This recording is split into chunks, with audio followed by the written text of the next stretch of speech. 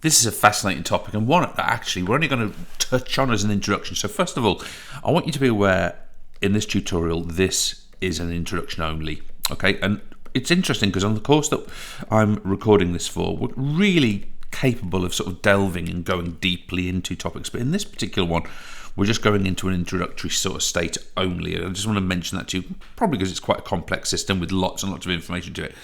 And I'll just make that as my second point. This is a very complex, I mean, not complex at its base intuition, always biological intuition is quite simple. But more importantly, this is very exciting to study. So, excuse me.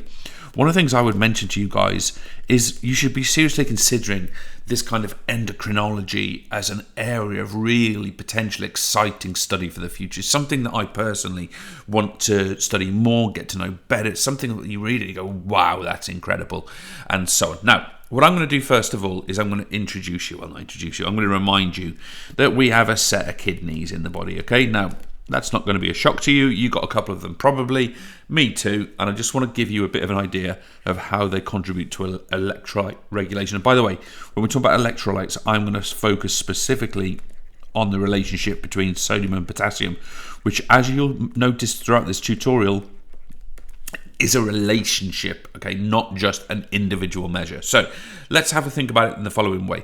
The kidneys are capable of detecting low electrolyte levels, and I am specifically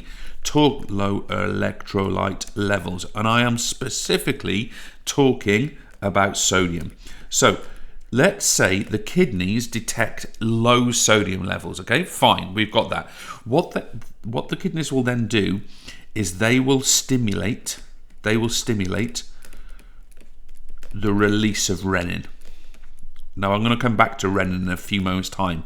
The release of renin. It sounds like something you might find in your cheese, but it isn't. But this renin is going to become important for us because its role, and I'm just going to change colour to show you this, its role is to stimulate the release. And by the way, renin is part of what we call the RAS system. I'll come back to that. But its role is to stimulate something called angiotensin. And weirdly, it's got its own little 2, like some kind of child title. Angiotensin 2. This is actually released. This angiotensin is actually released in the kidney itself, in the vascular tissues around the kidney. And what it does is it causes 2 things to happen. So we've now got our angiotensin. It causes 2 things to happen. First of all, it causes an increase in blood pressure, which, given that we're probably talking about a dehydrated state here, that is quite helpful because it can help to maintain stroke volume, prevent cardiovascular drift and what have you. But the other thing it does, and perhaps most importantly, it stimulates sodium retention. So rather than sodium being passed through urine, it will be retained. Now, of course, this has a knock-on impact. If we retain sodium, we have an inverse relationship with potassium, which means that we release potassium. Now, I'm not going to get into sodium-potassium pumps in this tutorial, but if I was to just generally tell you that when sodium enters or exits a cell, potassium goes the other way. So what we mean by that, and that's because of the cell membranes, that's because of the sodium-potassium pump. What we're doing here is, if we're retaining sodium, we are releasing more potassium into urine, and that's something that you need to be aware of. Now, the other aspect of that is that angiotensin has another role. Angiotensin, that was meant to be green. Angiotensin 2 also, it's early in the morning when I record this, it also causes the release of aldosterone. Okay, aldosterone. And aldosterone, which by the way is released by the adrenal gland, same origin as your epinephrine and what have you. So the adrenal gland, what aldosterone does is, because sodium has been retained, aldosterone now causes sodium reabsorption. Okay, so it gets sodium back into the blood, basically. That's its role, gets sodium back into the blood. But of course, in the other direction, it causes, as we've said before, and I'm going to come back to this point, there's a reason I'm saying all this, it causes potassium to be excreted. So we have got this renin release, which then causes angiotensin 2, which then causes aldosterone. And as a result of all of that, we get increased blood pressure, but we also get sodium retention and reabsorption. And as a result, we also get potassium excreted through that process. And that's what brings me back to what I said before about the RAS system.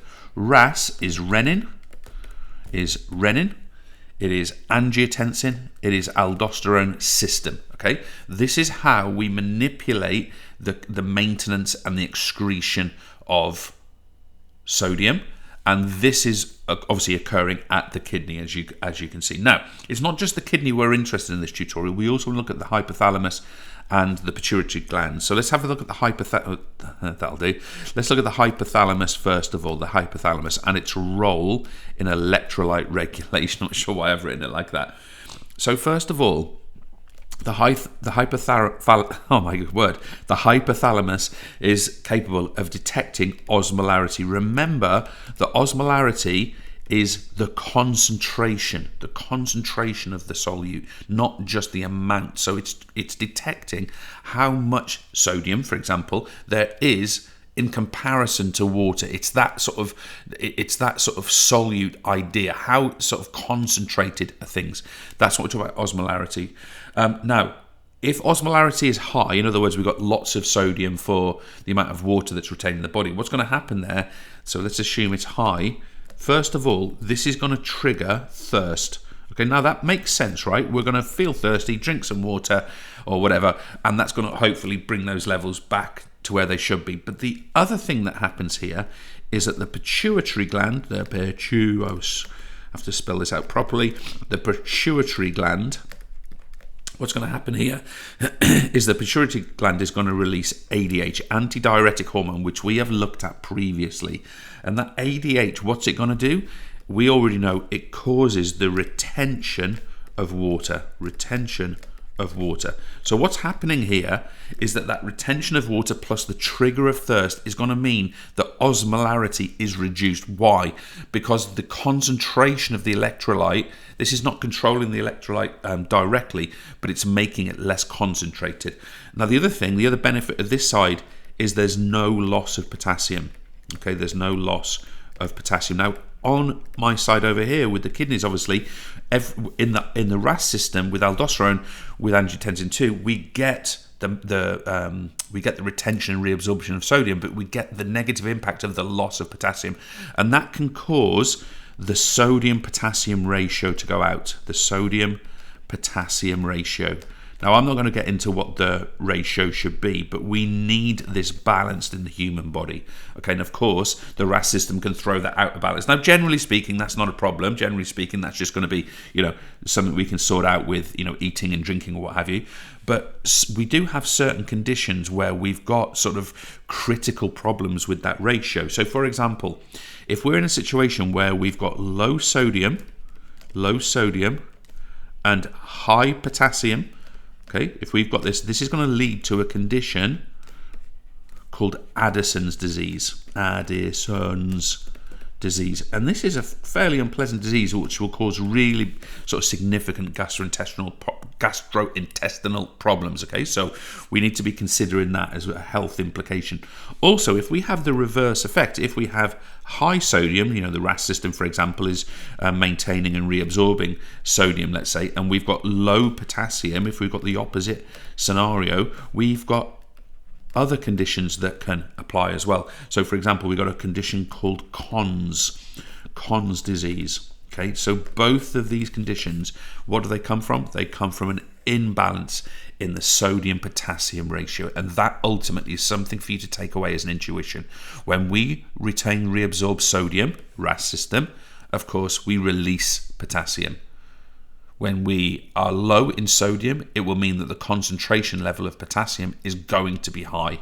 Therefore, we need a readjustment in that system. And the body's job is to continually readjust in the presence of water balance as well, is to continuously readjust to keep that ratio within tolerance for good health.